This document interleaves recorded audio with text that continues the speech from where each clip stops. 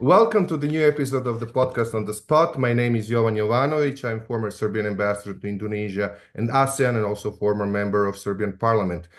Today's topic is political situation in Hungary, and I have great honor and pleasure to host today and discuss this topic with physician and politician Mrs. Katalin Cseh, member of the Hungarian Parliament and also member of the European Parliament on behalf of the Liberal Momentum Party. Thank you, Katka, for accepting my invitation. Thank you very much, Jovan, for having me. In Serbia, Hungary has primarily been viewed through lens of close relations between Prime Minister Orban and President Vucic, but more recently, due to the support given to Serbian students by Hungarian protesters, it raised some new attention it attracted new attention in Serbia to political situation in your country.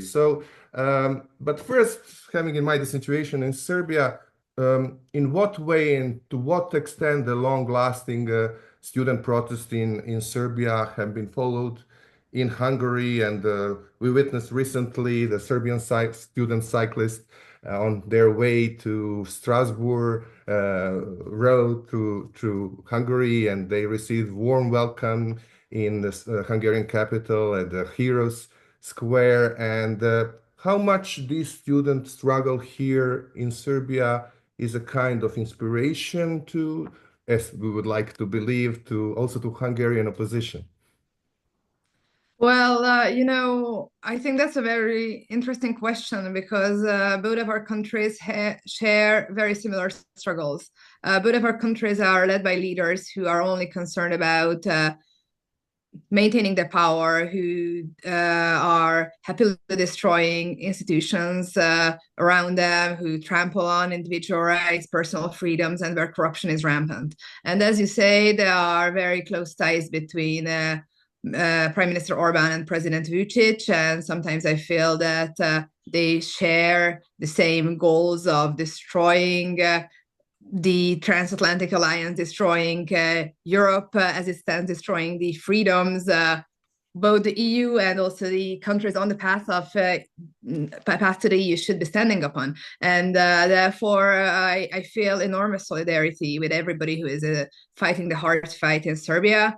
And I've been watching the protests with great interest and great solidarity, particularly because I actually have family ties to Serbia. My dad was born in Vojvodina in Bačka Topola. I spent a great part of my childhood there, and I was always thinking that the path to the European Union to Serbia could be such a great opportunity to also to fix certain situations regarding individual freedoms, regarding the environment, regarding corruption. If it is a process well managed, I think Serbia in the EU would be a very good addition to our community and could mean also a lot for you Serbian citizens in your beautiful country with your brave and amazing people. And therefore, I really hope that the protests will be successful and the bravery and the tenacity with which the protesters have been on the street for so many months now is very commendable. And I would say that it inspires many of us who are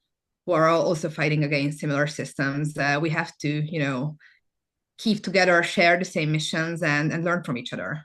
Mhm.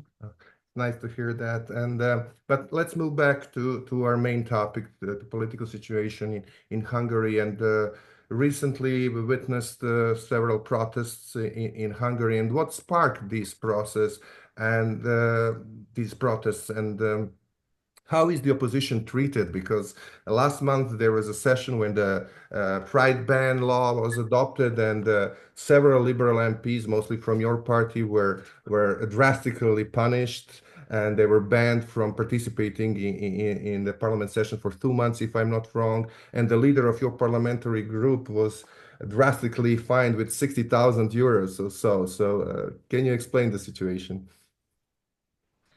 Well, yes. So Hungary is being led by Viktor Orban for the 15th year now, and he is leading the country with a supermajority. So that means that he and his party can redraft the constitution, can change whatever laws they want by themselves, and they have used this immense and tremendous power not for fixing the education system, not for fixing the healthcare system, not for ensuring prosperity and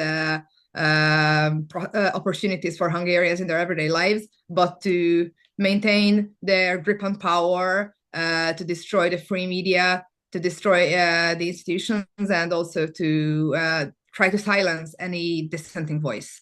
It has been a long and painful process to witness, to fight against.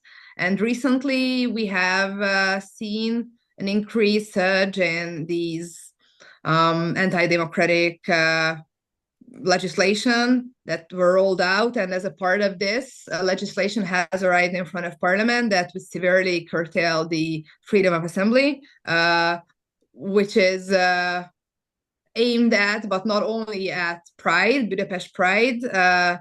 And also this legislation would allow the government to utilize large-scale facial recognition to track participants of peaceful protests and automatically issue them a fine around the range of 500 euros just based on their facial image and likeness. I mean, I don't have to explain it to you or to your Does it come audience from China, why the it is technology? outrageous, but sorry? Does the technology come from China?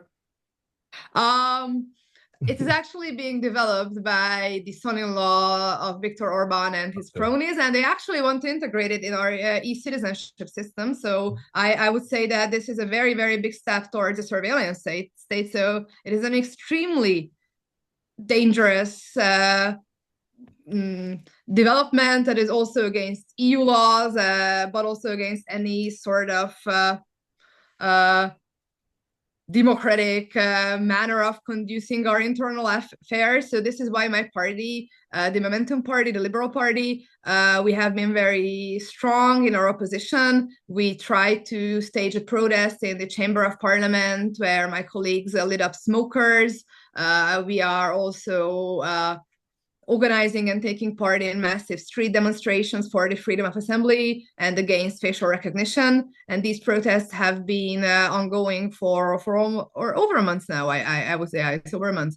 And this is like so important, to raise attention among people for them to know what is happening around them. We have elections next year. So if they can ban one event, they could ban like any event. They could frame any sort of gathering, any sort of dissenting voice to be contrary and to the law upon which they base this legislation, and they could ban anything. They could fine anybody. So we don't let this slide, and I'm happy that the Hungarian public is with us, and we are fighting on the streets and using everything in our disposal to stop this law. So you mentioned that next year you will have a general election, even though there were some calls for early elections by the major opposition party TISA. So, and if you follow this polls, there is a steady rise of TISA in the polls, and now they're even ahead of Fidesz. And there are some thoughts that maybe Hungary is heading towards a two-party system. And could this duopoly remain till the election? And what are the reasons behind the rise of TISA and their leader Peter Magyar? And how the other opposition parties, some of them like yours are just around the threshold, react to this new political landscape? Well, Hungary has been in turmoil for more than a year now. We have witnessed great scandals that led even to the resignation of our president and prime minister, a scandal in which a person who was convicted for helping a pedophile cover up his crimes was set free. His pardon was signed by the president, and when it became public thanks to the amazing work of investigative journalists, the entire society recognized the extreme discrepancy between the government's so-called family-friendly narrative and child protection narrative and the reality in which even the most heinous criminals could be set free if they have good political connections. So this turmoil, and coupled by really the extremely high inflation, the raising cost of living, to the fact that Hungary is not getting the European fund is supposed to be getting due to the corruption of the Orban system, the state of healthcare, the state of education, people got angry, like really angry, and they realized that now we are in the last moment to change things. And this in this circumstance, a new party got established, the conservative, moderate conservative party called TISA, and they gained a very formidable amount of support over the course of a couple of months. And now it looks like that Orban has a real challenger. His power is under threat. This, in my opinion, this and also the permissive international environment, coupled with the victory of Trump, will really open the door for him to introduce even more authoritarian legislation if we let them to happen. In my personal opinion, I am very glad that his power could come to an end, and I applaud the TISA party for their efforts. I think they are doing a good campaign. And I can imagine that having a conservative party taking the voters of Viktor Orban, claiming space for themselves is a really good path towards victory. However, also there are some other issues which are also very important in the current Hungarian context. The concept of individual freedoms, of our European paths, women's rights, equality, which are also a good opportunity for a liberal party like ours. So I hope and I believe and I really can imagine that the next parliament will not be a two-party parliament, but a parliament that will represent the diversity of the Hungarian society. So I hope that TISA will have a very strong result for them becoming the largest party, but also our Liberal Party to be in parliament, to be able to stand up for women, for minorities, for people who want more freedom for themselves. Mm-hmm. And could you also explain this interesting phenomenon of the two-tailed dog party, which won one of the races in one of the Budapest districts? Is there just a one-time wonder, or they have some political future? Well, the two-tailed dog party has been around for, I think, 15 years now, like for a while. So they started as a satirical party, and then they ventured into mainstream politics. First with local councillors, and now they have a mayor, and their politics is, I think, a good reflection of sometimes the absurdity of the political situation in Hungary. It's sometimes a bit unclear what their position is on major issues, but on local issues, they are really good in, mobilizing local people, organizing them for local grassroots activity. I think they had a great campaign in this district of Budapest where they won, and I think they are a very good and interesting addition to our political landscape.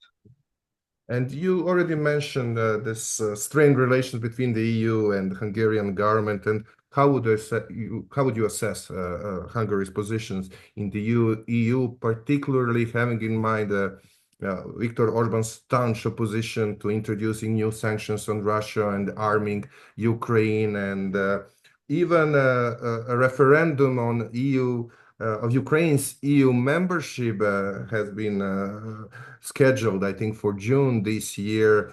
Also, in addition to that, Hungary is to become, I think, first EU country to leave the ICC, the International Criminal Court.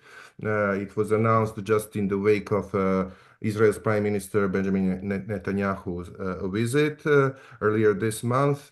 So, and could this position, Hungary's position in the EU, deteriorate even more after the new German government is in place, having in mind Metz's statements on Hungary?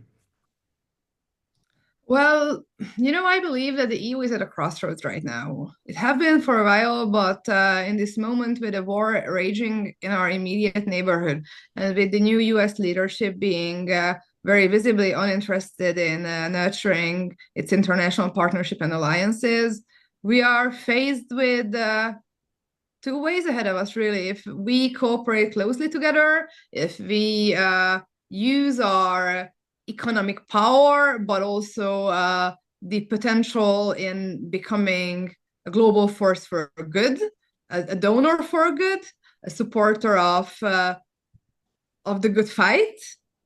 We Europeans together, strengthening our own economy, strengthening our military, our defense, and our standing in the world, or we become weak, fragmented, we fall apart, and we don't have a say in how the world develops around us. These are the two paths. There are no middle ground. Indecision is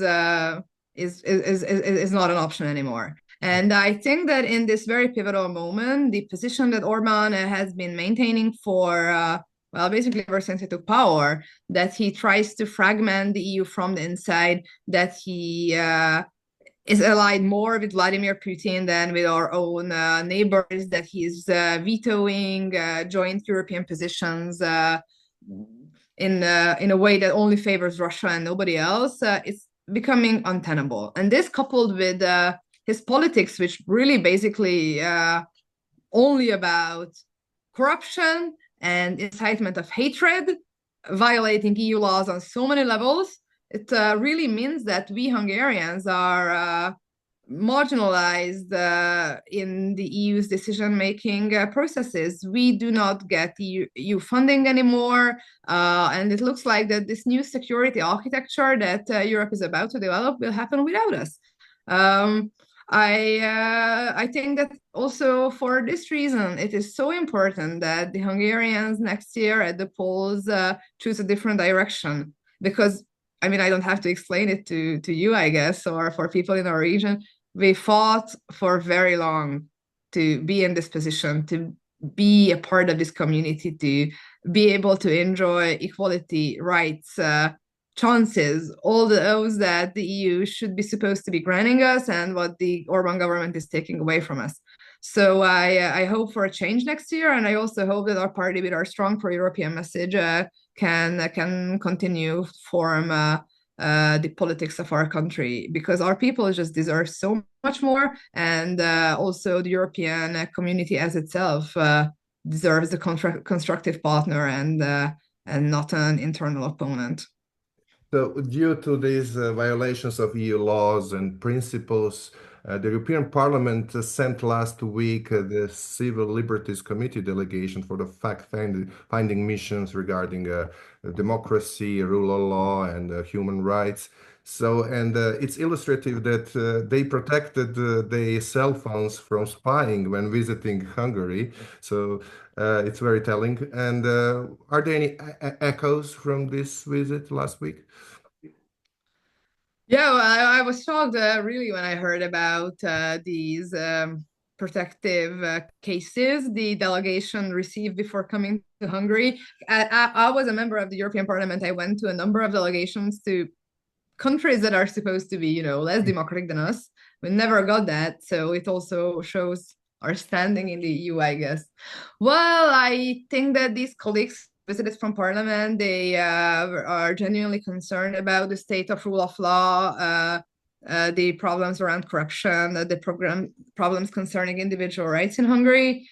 But I also believe that if the EU is unable to take a strong stance on these issues, be it in the case of countries who are already members or those that are on the path of membership, we also jeopardize our own prospects globally. Because how can we be a protector of democracy also abroad? How can we be an ethical ally, a fair broker, if we just, you know, cannot protect our own people for their rights being violated? And I know there are also a lot of critical voices in the Serbian protesting crowd demanding a more forceful action from the Commission.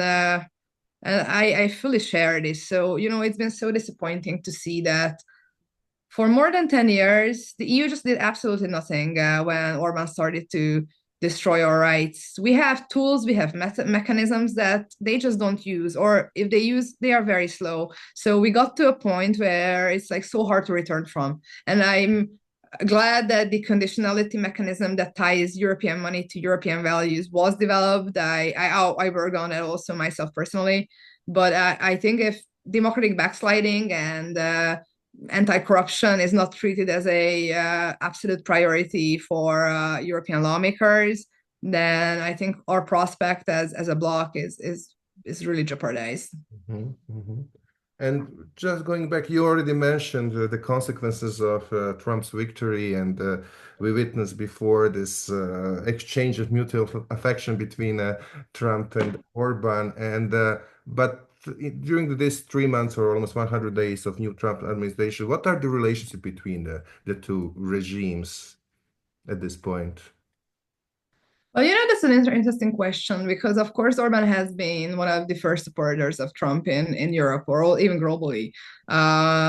They share a lot in regards to their rhetoric, their hatred against women, their hatred against vulnerable groups, and also these, I don't know, stupid slogans against woke, which I'm not sure what it means exactly. But on the practical level, um, Trump's presidency will be disastrous for Orban. So the tariffs, the America First policies will hurt our economy so much, and I just don't know if they like did not think about it. Like our country has a lot of car manufacturing plants, for instance.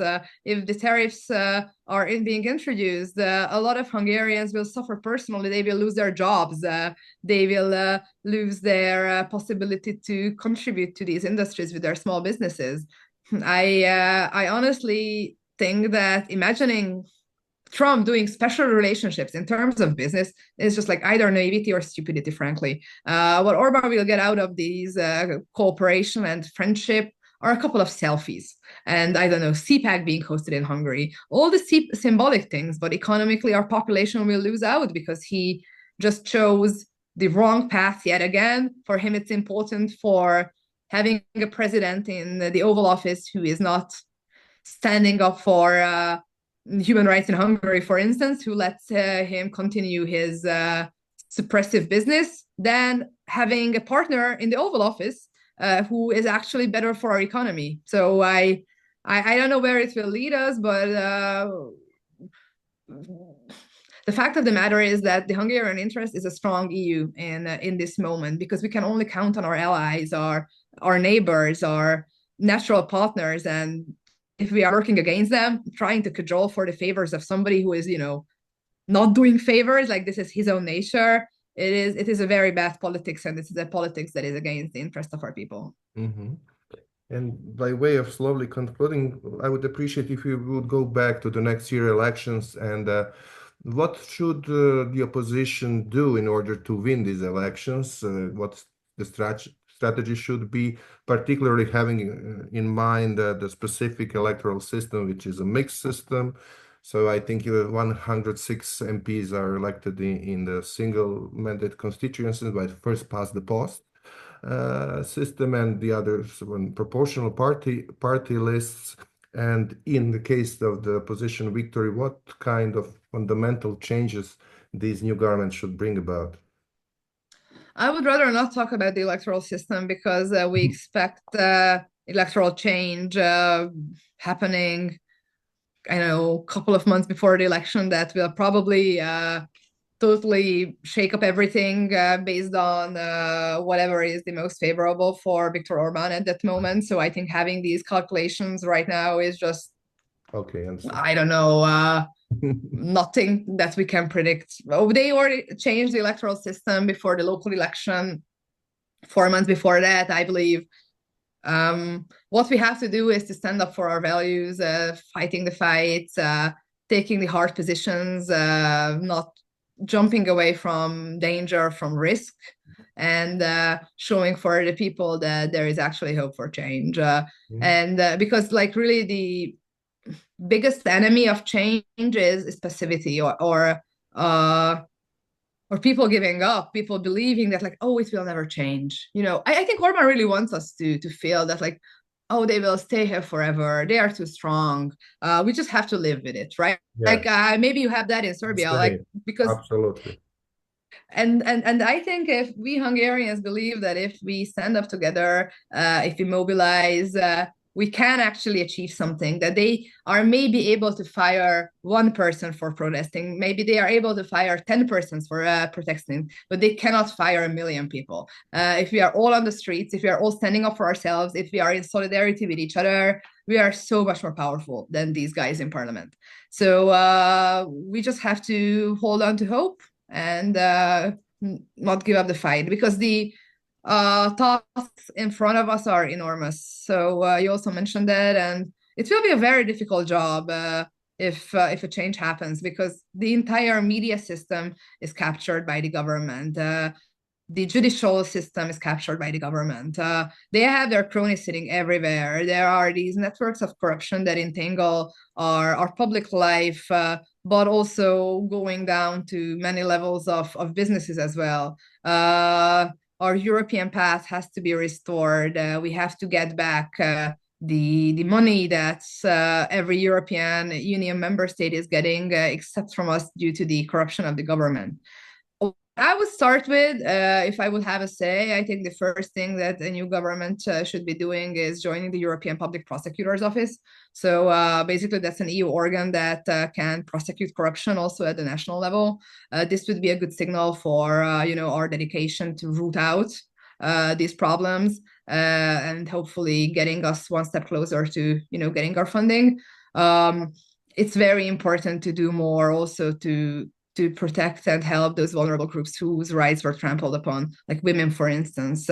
Ratifying the Istanbul Convention should be an absolute priority for a new government, because right now, every week, a woman dies because of violence, and the government is just standing by. So there's so much to do, and I really hope we get there, because really Hungarians deserve better. And I can only hope that also the Serbian protests lead to the end they are hoping for, and your path to the EU will continue, but also in a manner that helps you to achieve your rights, freedoms, and the transparent public life you also deserve in your beautiful country. Thank you so much. I think it's a perfect way to conclude this conversation. Thank you again for being my guest, and I wish you every success in your struggle. Thank you very much, for you as well.